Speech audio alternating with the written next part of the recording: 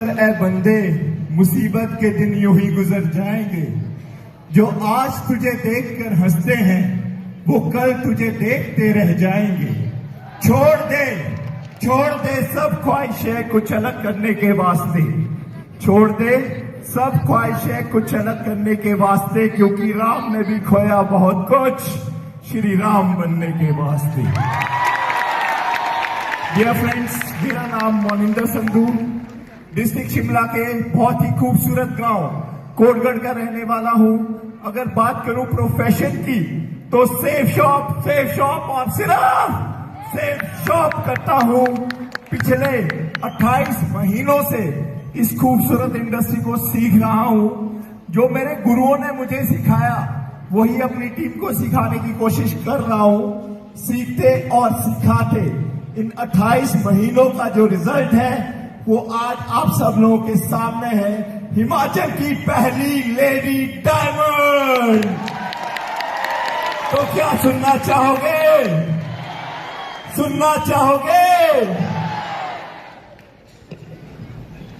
कल तक दूर से देखते थे इस कारवां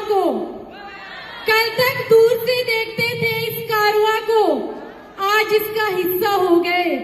कल तक कोई जानता नहीं था हमें। जी हाँ दोस्तों, कल तक कोई जानता नहीं था हमें। आज सेफ शॉप की वजह से घर घर का किस्सा हो गए। फर्स्ट ऑफ ऑल, इस हॉल के अंदर जितने भी टॉप सीनियर्स बैठे हैं, आप सभी को मेरी नमस्ते। मेरा नाम डिम्पल संधू है। बेसिकली मैं हिमाचल प्रदेश के डिस्ट्रिक्ट शिमला के एक बहुत ही खूबसूरत से गांव कोटगढ़ की रहने वाली हूं। बात करूं सफर की शुरुआत 28 महीने पहले एक मजबूरी और एक छोटी सी सोच के साथ की थी। जब मैंने इस सफर की शुरुआत की थी, डियर फ्रेंड्स, मैंने बिल्कुल भी नहीं सोचा था कि मैं इस काम को फुल टाइम करूंगी और एज अ करियर करूंगी। आज मैं और मेरे हस्बैंड इस काम को फुल टाइम और एज अ करियर कर रहे हैं। और इस 28 महीने के सफर में आज डिम्पल आप सभी के सामने दिल्ली के ताल कटोरा स्टेडियम में डायमंड बनकर आई है।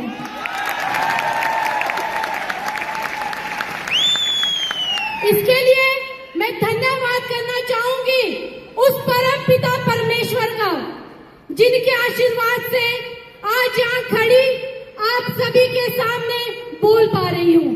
धन्यवाद करना चाहूंगी अपने हस्बैंड मोनिंदर संधू जी का, जो कदम से कदम मिलाकर मेरे सपनों को पूरा करने में दिन रात मेरे साथ खड़े हैं। और तहे दिल से धन्यवाद करना चाहूंगी अपने मेंटर, अपने गुरु रोहित पटियाल सर, श्रवण पटियाल सर, आजाद पटियाल सर और भूषण पटियाल सर का।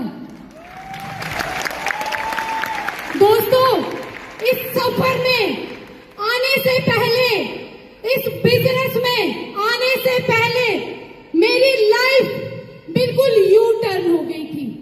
बिल्कुल यू टर्न। ऐसी लाइफ हो गई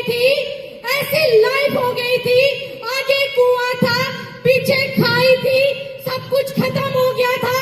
अगर कुछ बचा था वो थे मेरे हस्बैंड और मैं और एक उम्मीद।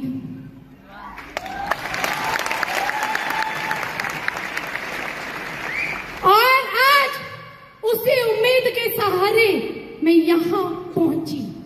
इस इंडस्ट्री में आने से पहले हमने भी कुछ चंद लोगों की बातों में आकर कहीं इन्वेस्ट कर लिया था। किसी और इंडस्ट्री में लगातार 5 साल काम किया और आज धन्यवाद करती हूँ उन लोगों का। अगर वो लोग मुझसे 11 लाख की इन्वेस्टमेंट करवा के एक्सपायरी सामान देकर हम 2 छोड़ते तो आज हम यहां ना होते। ऐसी सिचुएशन आ गई थी, ऐसी सिचुएशन आ गई थी कि मैंने तो डिसीजन ले लिया था कि मैं खुद को क्विट कर दूंगी। उन्हीं चंद लोगों की वजह से मुझे डिप्रेशन हुआ, उन्हीं चंद लोगों की वजह से मुझे सर्वाइकल कॉलर लग गई थी, उन्हीं चंद लोगों की वजह से जिंदगी कहीं ना कहीं खत्म हो गई थी। और जब उन लोगों ने धोखा दिया दोस्तों, हमारी जिंदगी से गए, हमें लूट कर गए, हमें डुबो कर गए, तो एक बार भी ये जानने की कोशिश नहीं की वो दोनों जिंदा भी है या मर गए हैं।